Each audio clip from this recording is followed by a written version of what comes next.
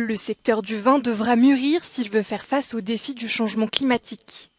Teneur en sucre et en alcool plus élevée, modification du goût, précocité des vendanges, les effets du réchauffement de la planète sur la production viticole sont déjà bien visibles.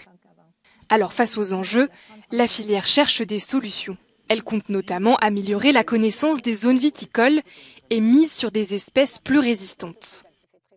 Les leviers pour y arriver, c'est une transition sur les cépages, le type de porte-greffe qui peut amoindrir ou atténuer en fait l'effet du changement climatique en permettant un enracinement plus profond, une alimentation donc en eau des plantes plus importante, et en même temps certains cépages qui vont être moins producteurs avec des teneurs en sucre plus basses, ça existe, et donc c'est un levier qui va pouvoir être utilisé.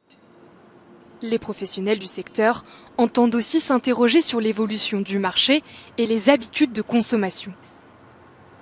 Donc le vin, en tout cas en France, repose beaucoup sur l'idée de la tradition, et donc de quelque chose qui se perpétue à l'infini et à l'identique. Et la question qui va se poser à nous, c'est comment, en même temps qu'il y a cette transition-là, il y a une transition sur les goûts et une transition sur l'offre. Enfin, la production viticole se prépare à adapter ses conditions de production et de récolte.